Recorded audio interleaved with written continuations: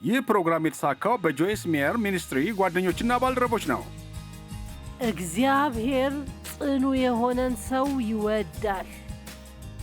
አሁን የዛሬን መልእክት የሰየምኩት ራሴን መጎብኘት ብዬ ነው። ምክንያቱም ስለ ራሳችሁ ከምትጸልዩበት መንገድ ብዙ ትማራላችሁ። ደግሞ ታውቃላችሁ፣ ራስን እንደማወቅ ለራሳችን የምናደርገው ጥሩ ነገር የለም።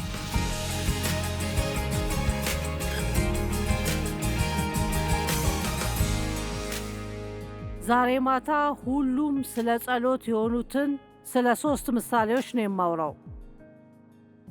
ጸሎት አስገራሚ ነገር ነው። ካሰባችሁት ጸሎት በጣም የሚገርም ነገር ነው። ምንም ነገር ማድረግ የሚችለው አምላክ ወደ እርሱ ቀርበን ማንኛውንም ነገር እንድንጠይቅ ጋብዞናል። ለራሳችን ብቻ አይደለም፣ ለሌሎች ሰዎችም መጸለይ እንችላለን። ሌሎች መጸለይ ለማይችሉ ሰዎችም ክፍተቱ እንድንሞላ እግዚአብሔር ለሁሉም ክርስቲያኖች 2 አይነት መንፈሳዊ ትእዛዝ ሰጥቷል። አንዱ የማማለስ ሲሆን ሌላኛው ደግሞ የመታረቅ መንፈሳዊ ትእዛዝ ነው። እኛ ኃጢአታችንን እግዚአብሔር ይቅር እንዲላቸው መጠቀሚያ ነን እና እያንዳንዳችሁ አሁን በዓለም ላይ በያላችሁበት ቦታ ሆናችሁ ስራ ቦታ ሄዳችሁ ክርስቲያን በመሆን መንፈሳዊ አገልጋይ መሆን ትችላላችሁ።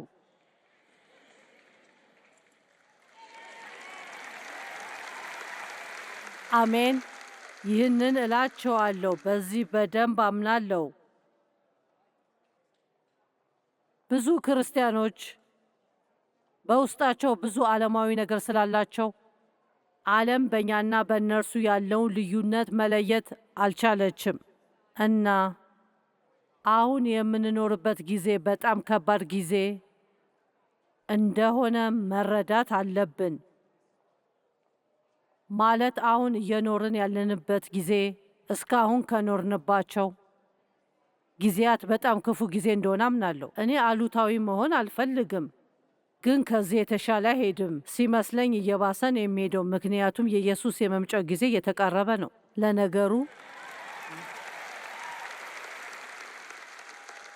በእኛ በሕይወት ዘመን ባይመለስ ራሱ እያንዳንዱ ቀን እንደሚመጣ አስበን ነው መኖር ያለብን።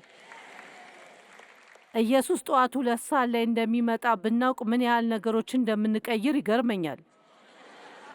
ስለዚህ እንደዛ ነው መኖር ያለብን። እናንተ በዚህ ቀንና ሰዓት በሕይወት ካላችሁ አሁን ለክርስቶስ ዓላማ በጣም አስፈላጊ እናንተ ናችሁ። ስለዚህ እያንዳንዳችሁ በጣም አስፈላጊ ናችሁ። ምንም አታስፈልጉም ብሎ ሰይጣን እንዳያሳመናችሁ። ምንም ዓላማ እንደሌለው ሰው እያንዳንዳችሁ አስፈላጊ ናችሁ። እናም ባላችሁበት ቦታ ሰፈራችሁም ቢሆን ትምህርት ቤት፣ ወደ ገበያ እየሄዳችሁ ቢሆንም በስራ ቦታችሁም ሁኑ፣ ልክ ደስተኛ ብትሆኑም በሰላም ቦታ ብትሆኑም ዝም ብላችሁ ለሰው ጥሩ ብትሆኑም ሰዎች በምን ያህል ፍጥነት ለምን እንደዛ መሆን እንደቻላችሁ ማወቅ እንደሚፈልጉ ታያላችሁ። እናም ጥያቄ መጠየቅ ሲጀምሩ ከኢየሱስ መስማት ከማይፈልግ ሰው ጋር ኢየሱስን እንደምትጋሩት አይነት ስሜት እንዳይሰማችሁ። ስለዚህ ለክርስቶስ ዓላማ ታስፈልጋላችሁ። ሁላችንም የይቅርታ መንፈሳዊ አገልግሎት እና የማማለድ መንፈሳዊ አገልግሎት በውስጣችን አለ። ለሌሎች ሰዎች መጸለይ አለብን። ሲመስለኝ ጸሎት ማድረግ መታደል ነው፣ ግዴታ አይደለም። ስናደርገው ደስ ሊለን የሚገባን የሆነ ነገር ነው እና ሳስበው በብዙ መልኩ ብዙ የመንፈሳዊ ትርጉም ሰጥቶታል። የሆነ ማድረግ ያለብን የሆነ ግዴታ ነገር መስሎ ነው የሚታየን። የታቀደ የጸሎት ሰዓት በማድረግ አምናለሁ። ጠዋት ላይ ከአምላኬ ጋር ማሳልፍበት የተወሰኑ ጊዜያት ግን እንዲህ መማር አለብን የሚል ሐሳብ አለኝ። ውሏችሁን በጸሎት በማሳለፍ እግዚአብሔር የሚጠራን እንድንጸልይ ብቻ አይደለም፣ በድፍረት እንድንሄድና ጽናት እንዲኖረን ነው። እስቲ አስቡት፣ በድፍረት ኑ፣ ምክንያቱም እኔ የማደርግላችሁ ከምትመኙት ከምትጠይቁትና ከምታስቡት በላይ ነው። እግዚአብሔር ትናንሽ ነገሮች እንድንጠይቀው አይፈልግም። አእምሯችን ሊገባው የማይችለውን ነገሮች ነው እንድንጠይቅ የሚፈልገው። እንዲህ ነው፣ አምላኬ ይህንን ታደርግልኛለህ ብዬ ለማመን በጣም እየተቸገርኩ ነው፣ ግን መጠየቁን እቀጥላለሁ፣ ምክንያቱም ከማስበው በላይ ማድረግ እችላለሁ ብለሃል። እና ምናልባት አንዳንዶቻችሁ ስትጸልዩ ትንሽ ደፈር ማለት አለባችሁ። እግዚአብሔርን ስለ ትልቅ ነገሮች መጠየቅ አለባችሁ። እና በእርግጥም ብቁ አይደለንም፣ እኛ አይገባንም። በምንም ይሳ ፈጣሪ ምንም ሊያደርግልን አይገባንም። ግን ያ መሆኑ ነው ጥሩ ነገሩ። ነገሮችን የሚያደርግልን ጥሩ ስለሆነን አይደለም፣ እርሱ ጥሩ ስለሆነ ነው የሚያደርግልን።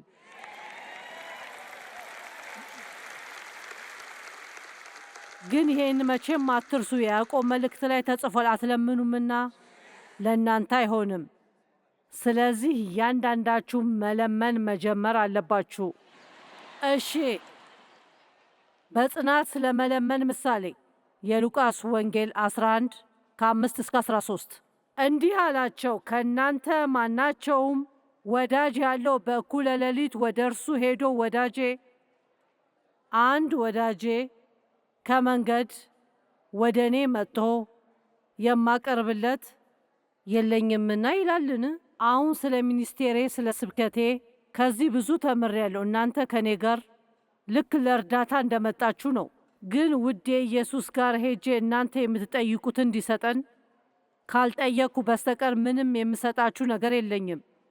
እና በተደጋጋሚ ወደ ክርስቶስ ሄደን መስጠት ያለብንን ነገር ካልጠየቅን እኛ በእርግጥም ማንንም የመርዳት ወይም የመጥቀም ኃይል እንደሌለን ሁላችንም መገንዘብ አለብን።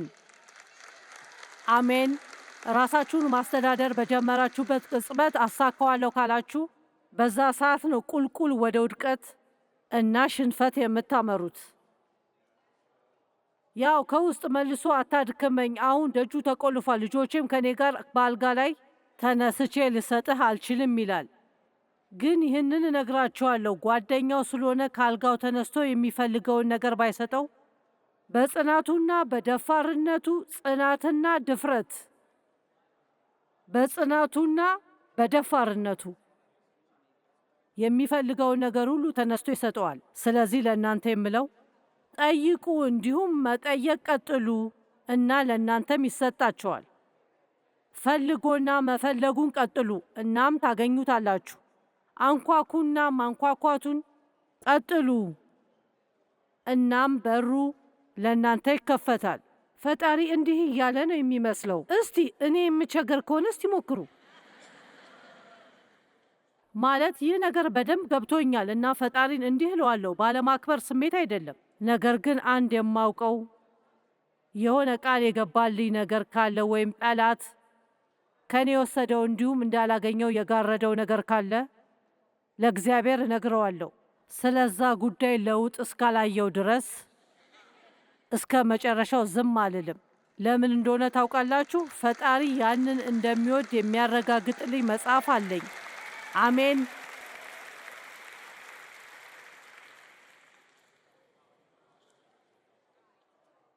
የሉቃስ ወንጌል 11 ቁጥር 10 የሚለምን ሁሉ በጽናት ይቀበላልና የሚፈልግም ያገኛል፣ በጽናት መዝጊያውንም ለሚያንኳኳው በጽናት ይከፈትለታል። እዚሁ ስንቶቻችሁ ስለሆነ ነገር መጸለይ ተስፋ ቆርጣችሁ ይሆን? ለአንድ ዓመት ያህል ጸለያችሁ ይሆናል እና ምንም አልተከሰተም። እንዲህ ብላችኋል፣ ይሄ መቼም አይሆንም። ወደ ሌላ ነገር ትገባላችሁ። አባቴ ይቅር እንዲባል ለ30 ዓመታት ስጸልይ ነበር። እናም ትዝ ይለኛል አንድ ቀን በጣም ደፋር ሆንኩና አምላኬን እንዲህ አልኩት፣ ምንም ቢቀርበት እንድታድነው ጠይቀሃለሁ። ለእኔ ስትል አድርገው፣ ምክንያቱም ከደረሰብኝ በደልና እርሱ በሕይወቴ ካደረገው ነገር እነዚህም በዓለም ዙሪያ ያሉትን ሁሉ ሰዎች እንድረዳ ፈቅደህልኛል። እነዚህን ሁሉ ሰዎች እየረዳው የራሴ አባት ሲኦል ሲገባ ማየት አልፈልግም። ስለዚህ ለምንሃለሁ፣ እርሱም ማዳን ባይፈልግም ለእኔ ስትል አድርገው። ከዛን ታውቃላችሁ ክርስቶስን ሲቀበል 83 ወይም እንደዛ ነገር ነበር። ግን የተቀየረ ሰው ነበር። የበደለኝን አባቴን ለማጥመቅ በቃው። ከዛን ከ3 ዓመታት በኋላ አረፈ። ባሳለፈው የኑሮ አይነት ምክንያት ጥሩ ህይወት አልነበረውም። ግን እየነገርኳችሁ ነው፣ ተስፋ አትቁረጡ፣ ተስፋ አትቁረጡ። እግዚአብሔር በልባችሁ እንዳሳደረ ወይም ቃሉ ውስጥ እንደሆነ ካመናችሁ ተስፋ አትቁረጡ። ጠበኛ ለመሆን አትሞክሩ፣ ወይም እንደዚህ አትበሉ፣ ይህን ማድረግ አለብህ አትበሉ። ግን እግዚአብሔርን እንዲህ ማለት ችግር የለውም፣ ይሄ ቃል ውስጥ አለ፣ ይህ ቃልህ ነው፣ ስለዚህ እኔ አልተውህም አይደል? ቁጭ ብላችሁ ልጆቻችሁ ሲኦል ሲገቡ አትመልከቱ። ቀጥሉበት። በድፍረት ፈጣሪን እንዲህ በሉት፣ እነዛ ልጆቼ ናቸው እና ቁጭ ብዬ ሲኦል ሲገቡ አልመለከትም። ሰይጣን አይወስዳቸውም። ስለዚህ አምላኬ በሕይወታቸው ለውጥ እስካይ ድረስ አስቸግርሃለሁ። እግዚአብሔር ጽኑ የሆነን ሰው ይወዳል። የዛሬ ምሽት መልእክት ስሙ፣ ራሴን መጎብኘት ነው። ምክንያቱም ከምትጸልዩበት መንገድ ስለ ራሳችሁ ብዙ መማር ትችላላችሁ። ደግሞ ታውቃላችሁ፣ ራስን እንደማወቅ ለራሳችን የምናደርገው ጥሩ ነገር የለም። ለራሳችሁ እስከሚከብዳችሁ ድረስ ሐቀኛ መሆንን ተማሩ። ምክንያቱም ችግር እንዳለባችሁ ልታምኑ ትችላላችሁ፣ ግን ለማውገዝ ላትበቁ ትችላላችሁ። እግዚአብሔር ችግሮቻችንን ወይም መቀየር ያለብንን ነገሮች የሚያሳየን ለማውገዝ አይደለም። ሰይጣን ነው እንደዛ የሚያደርገው፣ ግን ይፈርድብናል እና እንድናደርግ የሚፈልገው አምነን ጥፋታችንን እንድንቀበል ነው። ስለዚህ መጠየቅ የምፈልገው አንድ ጥያቄ አለኝ። እናንተ በቀላሉ ተስፋ የሚቆርጥ አይነት ሰው ናችሁ? ምን ያህል መቆየት ትችላላችሁ? ሰይጣን ደጋግሞ እና ደጋግሞ ቢፈትናችሁ ለመናደድ ምን ያህል ጊዜ ይፈጅባችኋል? መጥፎ ጸባይ በምን ያህል ጊዜ ውስጥ ይኖራችኋል? ችግር እያላችሁ ለምን ያህል ጊዜ ለሰዎች ጥሩ ሆናችሁ ትቀጥላላችሁ?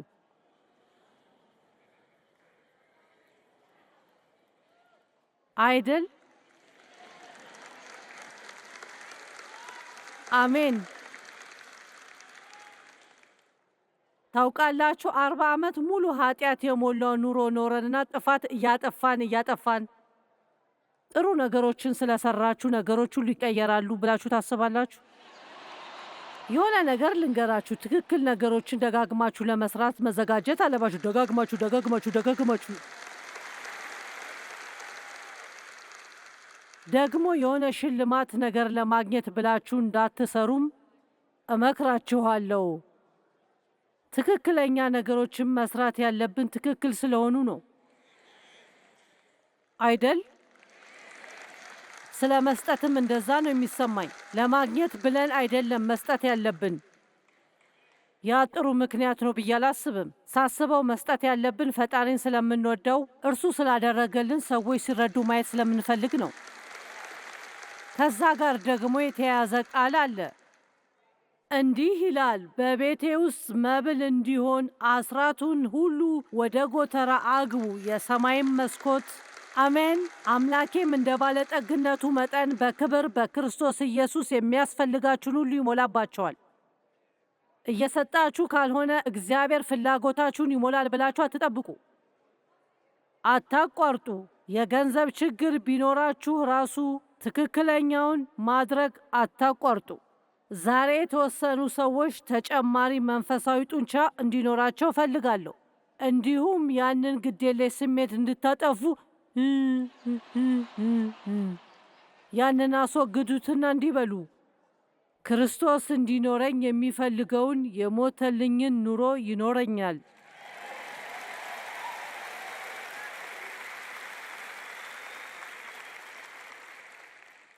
አባት ከሆናችሁ ከእናንተ ከማናችሁም ልጅ እንጀራ ቢለምነው እርሱም ድንጋይ ይሰጠዋልን? ወይስ አባት የሆነ ሰው እንቁላል ቢለምነው ጊንጥ ይሰጠዋልን? እንኪያንስ እናንተ ክፉዎች ስትሆኑ ለልጆቻችሁ መልካም ስጦታ መስጠት ካወቃችሁ በሰማይ ያለው አባት ለሚለምኑት እንዴት አብልጦ መንፈስ ቅዱስን ይሰጣቸዋል። አሁን ዓይናችን ስለ መጸለይ ይገለጥልናል። ምክንያቱም ብዙ ጊዜ ሲመስለኝ በትክክል አንጸልይም። ችግሮቻችን እንዲሄዱልን ነው የምንጸልየው። እናም በእርግጥም ችግሮቹ ይሄዳሉ፣ እኔም አደርገዋለሁ። ግን መጽሐፍ ቅዱስ ላይ እሱን እንድናደርግ የሚነግረን ጸሎት አታገኙም። የሐዋርያው ጳውሎስ ጸሎቶችን በደንብ አጥንቼዋለሁ፣ ሰብኬዋለሁ። እነሱም ያሉት ኤፌሶን 1 ላይ፣ ኤፌሶን 3 ላይ፣ ፊልጵስዩስ 1 ላይ፣ ቆላስያስ 1 ላይ። አንድም ጸሎቱ ላይ የሆኑ ሰዎች ከችግራቸው እንዲወጡ የጸለየው ጸሎትን አታገኝም። ጸሎት ችግር ሲመጣ በጽናትና ሳይናደዱ እንዲያሳልፉት ነው። ስለዚህ ምን ያህል ጊዜ ነው እንደዚህ የምጸልዩት? ወይ አምላኬ፣ ይህ ከእኔ እንዲርቅ እፈልጋለሁ፣ ግን ያንተ ፈቃድ እስኪሆን ድረስ ለሰው ጥሩ ሆኜ እንድቀጥል እርዳኝ፣ ክፉ እንዳልሆን እርዳኝ፣ ሌላ ሰውን ምክንያት እንዳላደርግ እርዳኝ፣ በዚህ ሰዓት ሌሎች ችግር የሌለባቸውን ሰዎች ላይ እንዳልቀና እርዳኝ። ስንቶቻችሁ ናችሁ የምለው የገባችሁ? እግዚአብሔር ለእኛ ከሚሰጠን ነገር በላይ ለእኛ የሚፈልገው እንድንረጋጋ ነው። በጉዳያችን ወደ ላይ ወደ ታች እንድንል አይደለም፣ ግን እንደ ኢየሱስ ሁሌም አንድ አይነት እንድንሆን ነው። ይህ ለቤተሰባችሁ ትልቅ ምስክር መሆን ይችላል። እንዲሁም በዙሪያችሁ ላሉ ሰዎችም ትልቅ ምስክር ይሆናል። ሳስበው ሳታወሩ መስበክ ትችላላችሁ። አሜን። እዚህ ጋር ሲል እናያለን፣ ጠይቁና ደጋግማችሁ ጠይቁ፣ አንኳኩና ደጋግማችሁ አንኳኩ፣ ፈልጉና ደጋግማችሁ ፈልጉ። እና ስለምን መጠየቅ እንዳለብን የሰጠን ምሳሌ ተጨማሪ መንፈስ ቅዱስ ነው። አሁን ስለ መንፈስ ቅዱስ ለአንድ ደቂቃ እናውራ። በመጀመሪያ እርሱ ነው እንድንጸልይ የሚረዳል። እርሱ እንዴት መጸለይ እንዳለብን ያሳየናል። እርሱ ነው ጠበቃችን፣ እርሱ ነው ጉዳያችንን በመሃል ሆኖ ችግራችንን የሚፈታው። ከእንደገና የተወለደ መንፈስ ቅዱስ አለው። ግን መጽሐፍ ቅዱስ በመንፈስ ቅዱስ ስለመሞላትና ስለመጠመቅ ያወራል። ያንን የሚያስተምሩ አንዳንድ ቤተ እምነቶች አሉ፣ አንዳንዶች ደግሞ አያስተምሩም። ግን መጽሐፍ ቅዱስ ያስተምራል። ስለዚህ ከመጽሐፍ ቅዱስ ጋር እንሄዳለን። እሺ። እናም መሞላት እንዳለብን ካልተገነዘብን ትልቅ ችግር ውስጥ ነው የምንገባው። ሁሌም በመንፈስ ቅዱስ መሞላት አለብን። ወደ ኤፌሶን ሰዎች ምዕራፍ 5 ቁጥር 18 እንዲህ ይላል፣ መንፈስ ይሙላባችሁ እንጂ በወይን ጠጅ አትስከሩ። ሌላ የተሻለ የምወደው ትርጓሜ እንዲህ ይላል፣ ሁሌም በመንፈስ ቅዱስ የተሞላችሁ ሁኑ። በየቀኑ ጸሎታችሁ ላይ መጠየቅ ካለባችሁ ነገሮችን መጠየቅ ያለባችሁ ሞልቶ እስኪፈስ ድረስ በመንፈስ ቅዱስ ሙላኝ። መንፈስ ቅዱስ እንዲኖረኝ ብቻ አይደለም እፈልገው፣ መንፈስ ቅዱስ እንዲወስደኝ እፈልጋለሁ። አሜን። በጸሎት ኑራችሁ ትንሽ ተቸግራችሁ ይሆናል። ድንገት ነጥብ መውሰድ ከፈለጋችሁ ብዙ መጸለይ ስላለባችሁ አሪፍ ነገሮችን እንነግራችኋለን እና በእርግጥም ጸሎታችሁን ያበረላችኋል። ሁሌም እግዚአብሔር በሚጠበቅበት መንገድ ምግባር እንዲኖራችሁና ጥንካሬውን እንዲሰጣችሁ ጸልዩ። በየቀኑ ተነስታችሁ ዝም ብላችሁ አትሞክሩ። ምክንያቱም እየነገርኳችሁ ነው። አይሳካም ካለ እግዚአብሔር አይሳካም። ግን መንፈስ ቅዱስ የእኛ አበረታች ነው። ወደ ኤፌሶን ሰዎች 3:16 ላይ ጳውሎስ እንዲህ ሲል ጸለየ፣ በውስጥ ሰውነታችሁ እንድትጠነክሩ ከክብሩ ባለጠግነት በመንፈስ በኩል ኃይል እንዲሰጣችሁ ጸልያለሁ። ውስጣዊ ማንነትና ስብናን በማደር መንፈስ ቅዱስ በእያንዳንዱ ቀን ስብናችሁን እንዲሞላ ጸልዩ። ስንቶቻችሁ ናችሁ ስብዕናችሁን ማበልጸግ የምትፈልጉት? አሜን። በቁሳዊ ዓለም ስለ ሁሉም ነገር መጸለይ ያቆማችሁ ስለ መንፈሳዊ ነገሮች መጸለይ ብትጀምሩ በቁሳዊ ዓለም ራሱ እግዚአብሔር ለእናንተ ምን ማድረግ እንደሚችል ብታዩ ትገረማላችሁ። እግዚአብሔር ስለ ቀሪው ነገር ይወጣል። ነገር ግን አስቀድማችሁ የእግዚአብሔርን መንግሥት ጽድቁንም ፈልጉ፣ ይህም ሁሉ አንዴ እግዚአብሔር እኔን እንዲህ አለኝ ሲመስለኝ እናንተን እንዳጋራ ይፈልጋል። የእርሱን ጉዳዮች ሸፍኑለት፣ የእናንተን ጉዳዮች ይሸፍናል። እናንተ የእርሱን ሰዎች ጠብቁለት፣ እርሱ እናንተን ይጠብቃል። ደግሜ እለዋለሁ፣ የእግዚአብሔርን ጉዳይ አስተናግዱ፣ ሰዎችን ማለት ነው። ሌሎች ሰዎችን ጠብቁ፣ እግዚአብሔር ሁሌም እናንተን ይጠብቃል። እርሱ ሁሌም ይጠብቃችኋል፣ እንዲሁም ፍላጎታችሁን ያሟላል። እንደው አንዴ ራሳችሁን መጠበቅ ስትሞክሩ አይደክማችሁም? ማለት ከምር አንዳንዶቻችሁ የምትፈልጉትን ለማግኘት በመሞከር ደክሟችኋል። ውድ ወዳጆቼ፣ እንደ ሐዋርያው ጳውሎስ ሆናለሁ። እግዚአብሔር የሚፈልገውን እያደረጋችሁ ከሆነ እናንተ እንዲኖራችሁ የሚያስፈልገውን ነገር እንደሚሰጣችሁ ተገንዘቡ። እግዚአብሔር እንዳይኖራችሁ ከፈለገ ለምንድን ነው የምትፈልጉት? ምክንያቱም ደስተኛ እንድትሆኑ ያደርጋችሁ።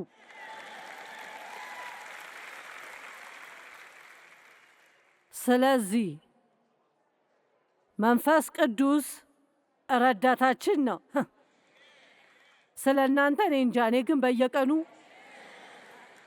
እርዳታ እፈልጋለሁ። አንድ ቀን ብቻ አይደለም፣ በየቀኑ ነው። መመራችን ነው።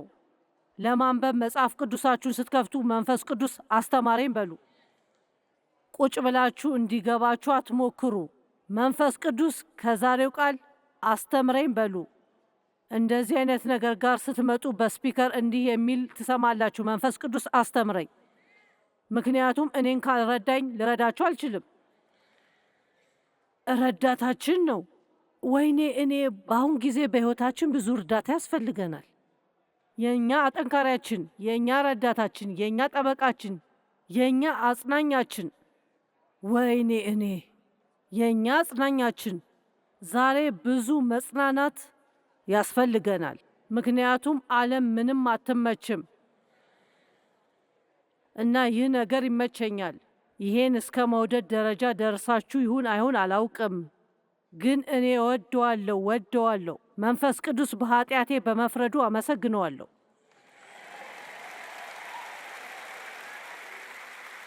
ማለት እግዚአብሔር ጥፋቴን ሲያስገነዝበኝ ደስ ይለኛል።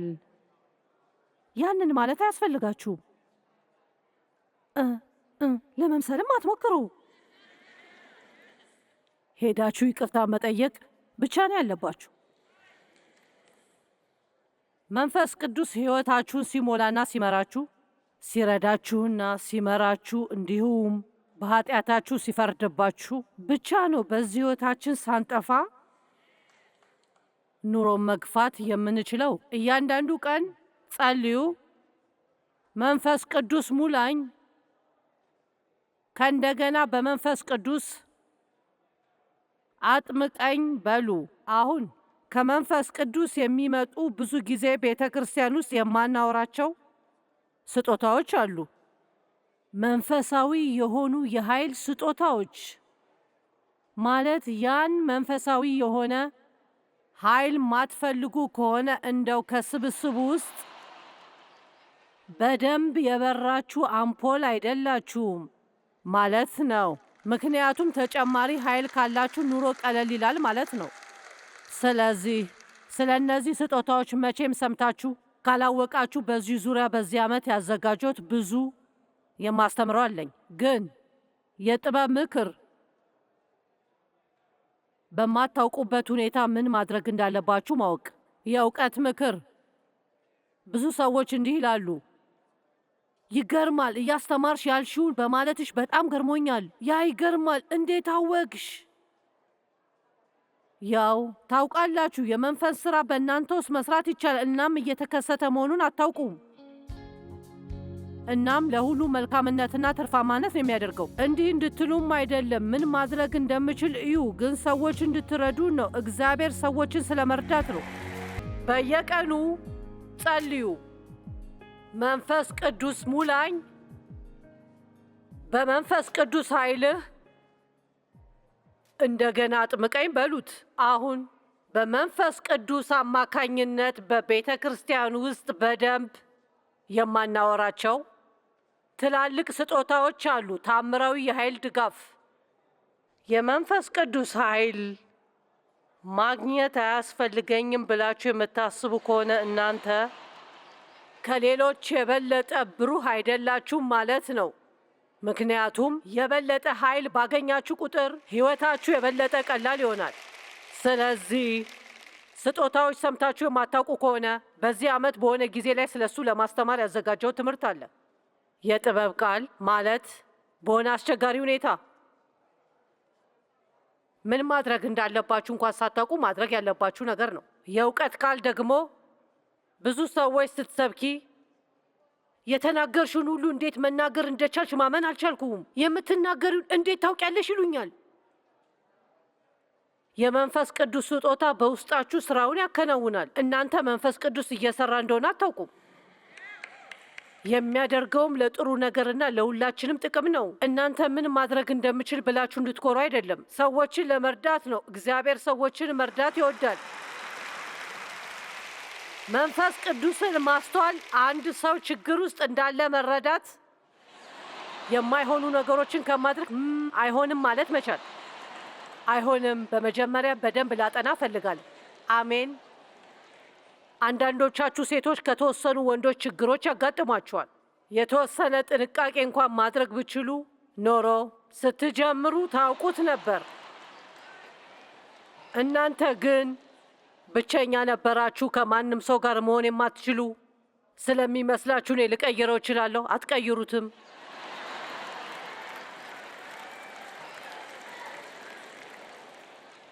እመኑኝ፣ ሁሌም ከሚያሳዝናችሁ ሰው ጋር ከመሆን ብቻችሁን መሆን 10 እጥፍ የተሻለ ነው።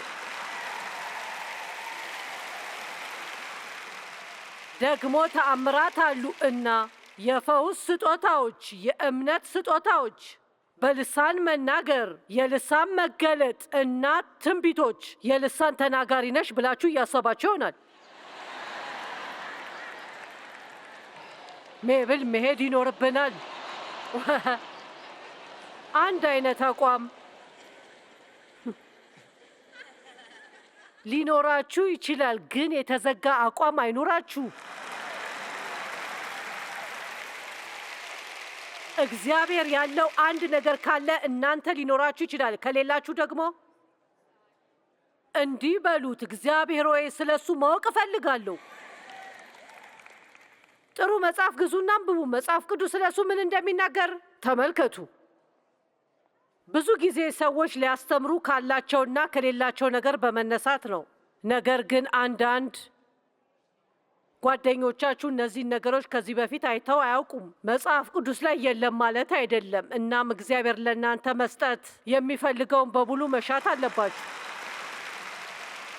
ከዛሬ ጠዋት ጀምሮ የጸሎት ሕይወታችሁን የተለየ ሊሆን ይችላል። በመንፈስ ቅዱስ ሙላኝ። በዙሪያዬ ላይ ምንም አይነት ነገር ቢከሰት ራሴን መግዛት እንድችል ጥንካሬውን ስጠኝ። በመንፈስ ስጦታ ተጠቀምብኝ። ተማራቸው፣ ጥራቸው። የጥበብ ቃላት፣ የእውቀት ቃላት፣ የመንፈስ ቅዱስ አስተውሎ፣ የእምነት ስጦታ፣ ልሳን፣ ትንቢት፣ መተርጎም፣ ፈውስ፣ ታምራት። ተጠቀምብኝ እግዚአብሔር ሆይ፣ ማየት እፈልጋለሁ። እየሰማችሁኝ ነው?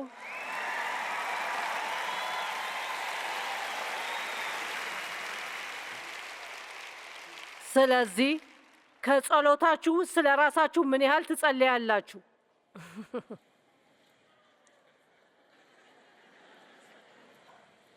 ምን ያህሉስ በትክክል ስለሚያስፈልጋችሁ ነገሮች ናቸው?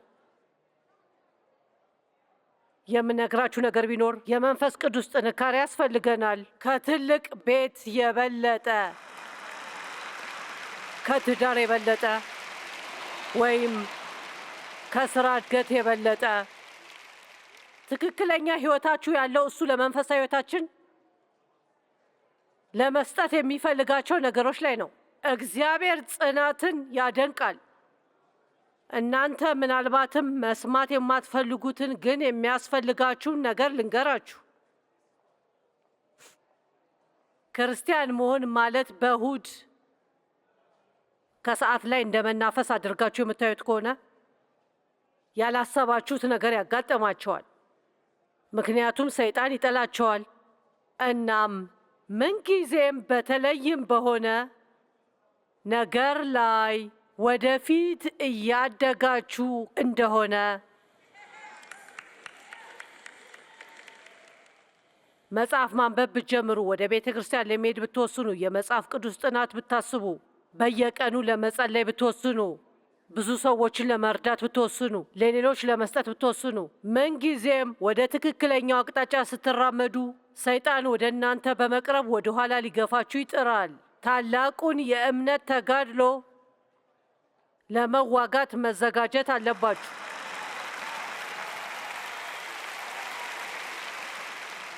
ሶስት ጥቅሶችን ለእናንተ ለማሳየት እፈልጋለሁ። አንደኛ ቆሮንጦስ 16:9 ስራ የሞላበት ትልቅ በር ተከፍቶልኛልና በኤፌሶን ያለ ታላቅ ዕድል ተቃዋሚዎችም ብዙ ናቸው። ሹፌራችን ጥሪ ይደርሰዋል እና የሆነ ፍርስራሽ በሆነ ቦታ አለ። ትራፊኩን በሙሉ በሚገርም ሁኔታ ተጨናንቋል እና እኔም በእርግጥም አዋልኩ። በትክክል ለሆቴል ክፍላችሁ ይህንን የቁልፍ ካርድ ይሰጣቸዋል እና እኛ ከቡድን 4-5 ሰዎች ለተለያዩ ክፍሎች የሚሆኑ ቁልፎች ይዘዋል። ሁሉም አይሰሩም ነበር። አዎ በትክክል። ለምን መደነቃችሁን አታቁሙም? ማለቴ አቁሙት። ይሄ ለምን እኔ ላይ እየተፈጠረ እንዳለ ማወቅ አልቻልኩም።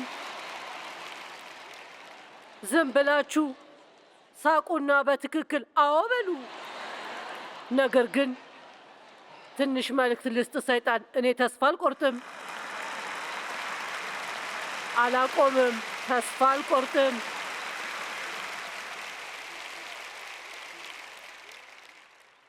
ወደ ሮሜ ሰዎች 12:12 በተስፋ ደስ ይበላችሁ ይላል። በክርስቶስ ባለን መተማመን ምክንያት በመከራ ታገሱ። በተስፋ ደስ ይበላችሁ ይላል። በጸሎት ጽኑ። በተደጋጋሚ ጥበብን፣ ድጋፍንና ጥንካሬን እሹ። ችግሮቻችሁ እንዲጠፉ አይደለም የምትጸልዩት። እንዳልኩት እግዚአብሔር ችግሮቻችን እንዲፈታ እንጠይቀዋለን። ሰዎች ስለሆንን መጠየቃችን አይቀርም። ነገር ግን ከሁሉም ማስቀደም ያለባቸው ያ አይደለም። የእውነት በሁለተኛ ዜና መዋዕል ጌታ ለኢዮሳፍጥ ሲነግረው ውጊያው የኔ ነው ያንተ አይደለም። ተመልሳችሁ ሄዳችሁ ብታጠኑት ኢዮሳፍጥ ችግሮቹን ወደ እግዚአብሔር ሲያቀርባቸው ስለ ብዙ ነገሮች ለእግዚአብሔር ነገረው እና ችግሮቹ እንደ ትንሽ ነገር ቀለል አድርጎ ነበር። የተቀረው ጸሎትና ውዳሴ ነበር። እግዚአብሔር ምን ያህል ታላቅ እንደሆነና ምን ያህል ቃል ኪዳኑ እንደሚጠብቅ። በነገራችን ላይ 12 የተለያዩ ቡድኖች ሊገሉን እየፈለጉን ነው። በዛ ልትረዳን ትችላለህ። እየሰማችሁ ነው? በጣም ጥሩ። አንድ ተጨማሪ ጥቅስ ደግሞ በኢያቆብ 1:12 ላይ በፈተና የሚጸና ሰው የተባረከ ነው። የእግዚአብሔር በረከት በጣም የተለየ ነው። እግዚአብሔር የሚወደው ሰው ፈተናን የሚቋቋምና በችግሮች የሚጸና ነው። ፈተናውን ሲያልፍና እግዚአብሔር ለሚወዱት የሰጠውን ተስፋ የሕይወትን አክሊል ያገኛል። አሁን ስንቶቻችሁ ጥሩ የሆነ ምስክርነት ያስደስታችኋል? ቴስቲሞኒ የሚባለው ቃል ቴስት በሚለው ቃል እንደሚጀመር አስተውላችሁ ታውቃላችሁ? ሁሉም ነገር ሲያበቃ ቴስቲሞኒ ነው የሚኖራችሁ ወይስ ሞኒ ብቻ ነው የሚኖራችሁ?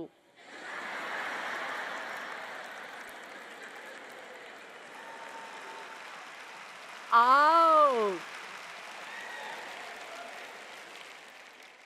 ብዙ አትገረሙ። ይሄ ለምን እኔ ላይ እየተከሰተ እንዳለ ለማወቅ አልቻልኩም አትበሉ። ለምን አይከሰትም? ሌሎች ሰዎች ላይ ይከሰታል። እነሱ ላይ ሲከሰት አትደነግጡም አይደል?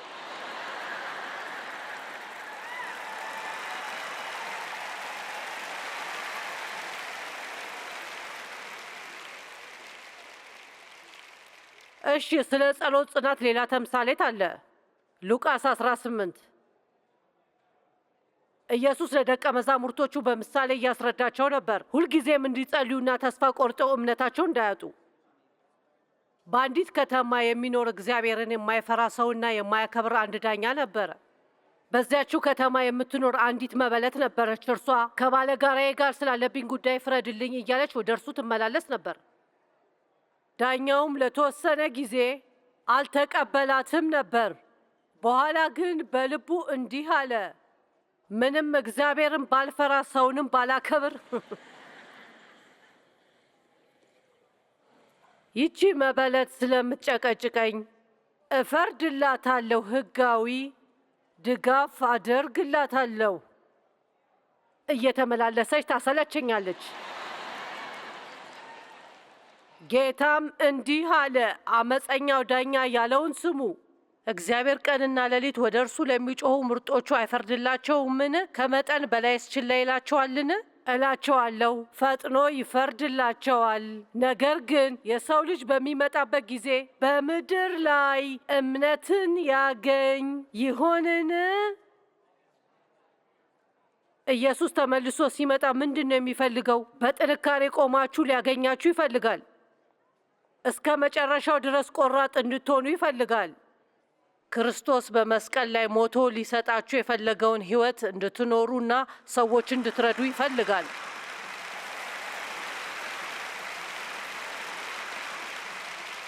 እስከዛ ድረስ መጽናት። ለ12 ዓመታት ሙሉ ታማችሁ ከነበረ መጸለያችሁን ቀጥሉ። አንድ ነገር ለረዥም ጊዜ ስለሚወስድ ተስፋ እንዳትቆርጡ። እኔም ተስፋ አልቆርጥም እለዋለሁ። በቃል ተናግረኸኛል፣ ተስፋ አልቆርጥም። ይሄ ለምን እንደሚከሰት አላውቅም።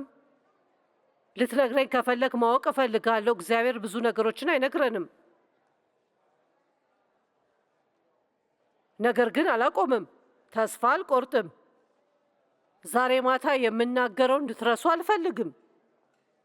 ጠንካራ እንድትሆኑና ለረዥም ጊዜ እንድታገለግሉ፣ ነገሮችን እንድታሸንፉ። የእግዚአብሔር ቃል ከሆነ ሌሎች ሰዎች ሊኖራቸው ከቻለ እናንተም ይኖራቸዋል። ሰማችሁ? ሌሎች ሰዎች ሊኖራቸው ከቻለ እናንተም ሊኖራችሁ ይችላል። እናንተ ከሌሎቻችን ያነሳችሁ አይደላችሁ። ማናችንም እግዚአብሔር እንዲያደርግልን መጠየቅ አይገባንም። እነዚህ ምሳሌዎች አስደናቂ ይመስሉኛል። እኛ እንድንረብሸው እየጋበዘን ነው። በሉ እስቲ እኔን ለመረበሽ ከቻላችሁ ሞክሩ። ቀጥሉ፣ ቀጥሉ፣ ቀጥሉ። እኔ በመጨረሻ እስካደርግላችሁ ድረስ። ስለ ሎጥ አስታውሱ። ሰዶም ውስጥ እግዚአብሔር ቦታውን አጠፋዋለሁ ሲል ኃጢአታቸውም እጅግ ከብዳለችና አብርሃምም በድፍረት ወደ እግዚአብሔር ቀረበና 5 የጻድቃንን ማግኘት ብችል በመጀመሪያ የጀመረው በ50 ነበር። እግዚአብሔርም 50 ሰው ካለ እምርሃለሁ አለ። 10 ጻድቃን ብቻ ባገኝስ? ጥሩ 10 ጻድቃን ካሉ እምርሃለሁ። ለመጨረሻ ጊዜ ልጠይቅ፣ 5 ጻድቃን ብቻ ባገኝስ? እያልኩ ያለሁት ገብቷችኋል? በየጊዜው የጻድቃኑ ቁጥር እያቀረበ መጣ። ሰዎችን እንዲያጠፋቸው አልፈለገም ነበር። ስለዚህ ያሉትን ሰዎች በማየት ቁጥሩ እየቀነሰ መጣ። ስለ እግዚአብሔር ይህ ነገር ምን እንደሆነ አላውቅም። እጅ ላለመስጠት ስንሞክር ደስ ይለዋል። ለምን እንደሆነ ታውቃላችሁ? ምክንያቱም እንደዛ ስናድርግ ቃልህ እውነተኛ እንደሆነ አውቃለሁ። አንተ ጥሩ እንደሆን ካምናለሁ። አንተ እኔ ላይ መጥፎ ነገር እንደማትመኝ አውቃለሁ።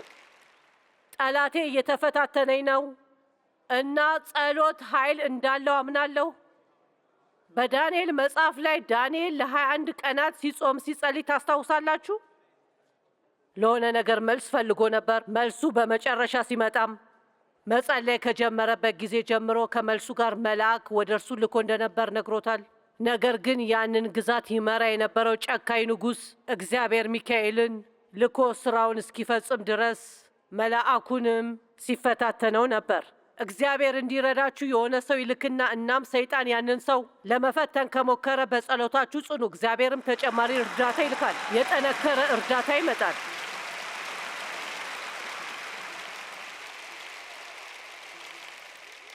ለተወሰነ ጊዜ አልመለሰላትም ነበር። ነገር ግን ቆይቶ እንዲህ አለ፣ እግዚአብሔርን ባልፈራና ሰዎችን ባላከብር ይህች ሴት የምትፈልገውን እስካልሰጠኋት ድረስ አትተወኝም። የቃሉ አወቃቀርና በተምሳሌቶች ላይ ያለው ፍቺ በእኩለ ሌሊት ላይ ካለው ተምሳሌት ጋር ተቀራራቢነት አለው። ዳኛው ትክክለኛ ፈራጅ አልነበረም፣ ግን መበለቷ ማስቸገሯንና መወትወቷን አላቋረጠችም እስኪሰጣት ድረስ።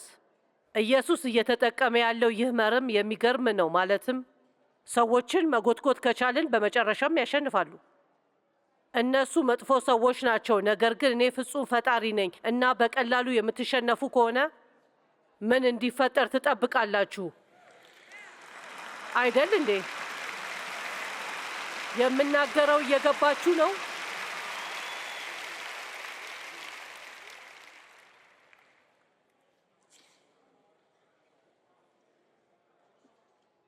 በሉቃስ 11 ላይ ስለተጠቀሰው የእኩለ ሌሊት ጓደኛ የሚገርመው እየጠየቀ የነበረው ስለ እሱ እንኳን አልነበረም፣ ለሌላ ሰው ነበር እየጠየቀ የነበረው። ስለዚህ እንደገና ልጠይቃችሁ፣ ከምትጸልዩት ውስጥ ምን ያህል ስለ ራሳችሁና ስለ ሌሎች ሰዎች ትጸልያላችሁ? ምን ያህል ጽናት አላችሁ? እኔ ብዙ ነገሮችን አይቻለሁ። ስለ ሰዎች እጸልያለሁ። በደንብ የማውቃት ጓደኛዬ በጸና ታማ ነበር። ለ3 ዓመታት ያክል አብዛኛውን ጊዜ በጣም ታማ ነበር። ሁልጊዜ ጠዋት ጠዋት እጸልይላት ነበር።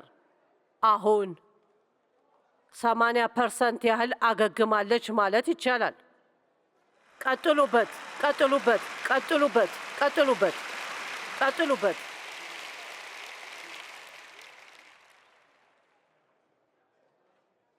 ስለ አንድ ሰው ማንነት ከሚጸልዩት ጸሎት ብዙ መናገር ይቻላል።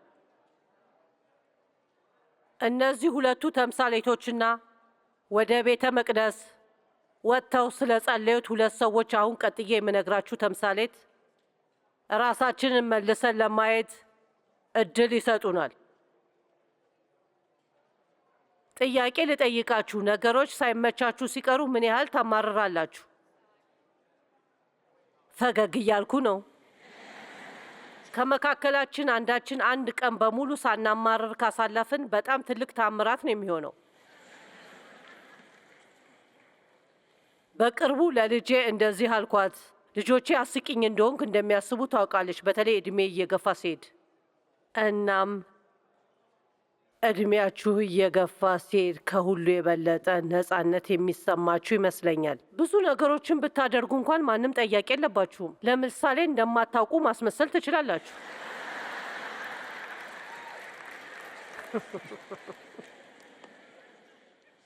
በቅርቡ ለልጄ እንደዚህ አልኳት።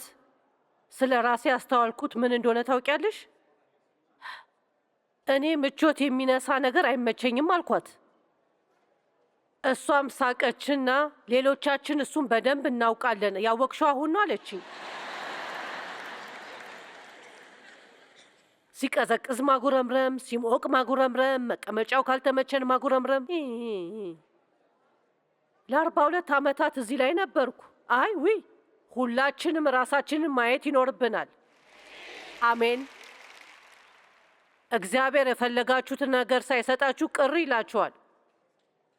እግዚአብሔር ሌላ ነገር ሲሰጣችሁ እንዴት ነው የምትቀበሉት? የምትፈልጉትንም ሳታገኙ ስትቀሩ። ሰዎች ሲቀበሉ ከምትፈልጉት የበለጠ እንደማያስፈልጋቸው እርግጠኛ ናችሁ። ኦ ያ የሥጋ ምኞት ነው።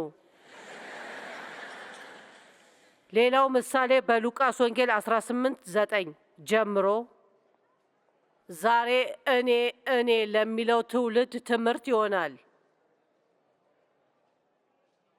በተደጋጋሚ የጠየቀችው መበለት ደቀ መዛሙርቶቹ በራስ መተማመን እንዲኖራቸው ጠየቁ። ይነግራቸዋል። አሁን በምናነበው ምሳሌ ላይ ግን በተቃራኒው እብሪተኛና ግትር መሆን የለብንም። እናም በትህትና ያመኑትን መከተልና ግትር መሆን ይለያያሉ። እንደሚሰራ አውቃለሁ። በተፈጥሮ እንደሚሰራ አውቃለሁ። ምክንያቱም አንዳንድ ሰዎች ወደ እኔ መጥተው እንድናገር ጠይቀውኝ ያውቃሉ። እኔ ደግሞ እምቢ ብያቸው ነበር። በሚቀጥለውም ዓመት ይጠይቃሉ። አንዳንድ ሰዎች እስከ መጨረሻው ድረስ መጠየቄን እቀጥላለሁ ይላሉ። በመጨረሻም በቃ አወቅኩት፣ ከሚጨቀጭቁኝ ባደርገው ይሻላል ብዬ አሰብኩ። አድርጊውና ተገላገይ። ይሰራል አይደል እንዴ? ስንቶቻችሁ ናችሁ ልጆቻችሁ በተደጋጋሚ ሲጨቀጭቋችሁ በመጨረሻ የምትፈቅዱላቸው? በተደጋጋሚ መስማት ሰልችቶኛል።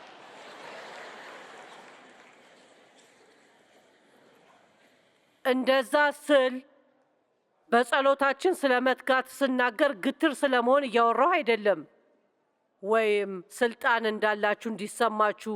እግዚአብሔር ሆይ ይህንን የማደርገው በቃልህ እንዳደርገው የነገርከኝ ነው በሉት። እነዚህን ምሳሌዎች የምሰጣችሁ በመጽሐፍ ቅዱስ ላይ በተደጋጋሚ እንድትጠይቁ ላሳያችሁ ነው። በተደጋጋሚ እንድጠይቅ ደፋር እንደሆን ነግረኸኛል። አንተ የነገርከኝን ነው እያደረግኩ ያለሁት በሉት። አሁን ከ1970ዎቹ ጀምሮ ያለው ትውልድ የናርሲዝም ባህል እንዳለው ይታወቃል። ይሄ ማለት ራስ ወዳድነት ማለት ነው።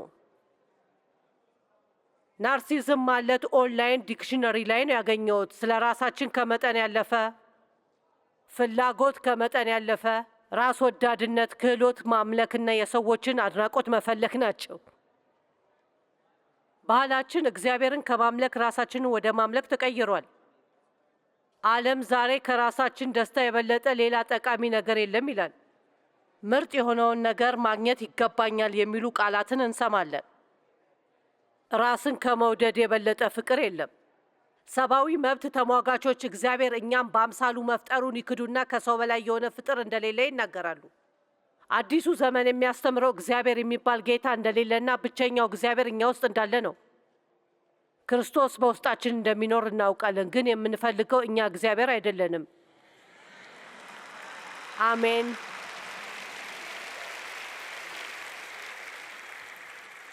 እነዚህን የመጽሐፍ ቅዱስ ጥቅሶችን ማንበብ አለብኝ። ሁለተኛ ጢሞቴዎስ 3:1-5 በመጽሐፍ ቅዱስ ላይ ካሉት ሁሉ አስጨናቂ የሆኑ ቃላቶች ናቸው። ይህንን ግን ተረዱ፣ በመጨረሻው ዘመን ትልቅ ጭንቀትና ችግሮች ይመጣሉ። ለመቋቋም ከባድ የሆኑ ቀናት። የሆነ ነገር ልንገራችሁ፣ ዛሬ በዚህ ፕላኔት ላይ በሕይወት ላለ ሰው በጣም ነው የማዝነው። ምክንያቱም እውነቱን ለመናገር በዚህ ዘመን ልጅሽን ማሳደግ በጣም የተለየ ነው። የመንፈስ ቅዱስ ድጋፍና በመንፈስ ቅዱስ መሞላት በየቀኑ የማያስፈልጋችሁ ከሆነ የመንፈስ ቅዱስና ማስተዋል ካላስፈለጋችሁ ልጆቻችሁ የሚያደርጓቸውን ነገሮች ማስተዋል መቻል አለባችሁ። የት እንደሚሄዱ፣ ከማን ጋር ጊዜያቸው እንደሚያሳልፉ ዝም ብላችሁ ማድረግ ያለባቸውን ነገር አትንገሯቸው። በፊት ለፊታቸው ምሳሌ ሁኗቸው። እንዲኖሩ የምትፈልጉትን ኑሮ አሳዩአቸው። እየሰማችሁኝ ነው? እንዲኖሩ የምትፈልጉትን ኑሮ አሳዩአቸው። በተደጋጋሚ ጠሩ። ዛሬ በጣም ከባድ ጊዜ ነው። ተስፋ መቁረጥ በጣም ቀላል ነው። ማቋረጥ እና አለመቀጠል እግዚአብሔር እኛ እንድናደርገው የሚፈልገው ነገር አይደለም። ሰዎች እንዴት እንደሚጸልዩ ስለ ማንነታቸው ብዙ መናገር ትችላላችሁ። ለመንፈስ ቅዱስ ጥንካሬ መጸለይ አለብን እና ጥበብ ሁልጊዜ በመንፈስ ቅዱስ የተሞላ ማንነት እንዲኖረን መጸለይ መለማመድ አለብን። ለራሳችን ብቻ ሳይሆን ለሌሎች ሰዎች መጸለያችን እርግጠኛ መሆን አለብን።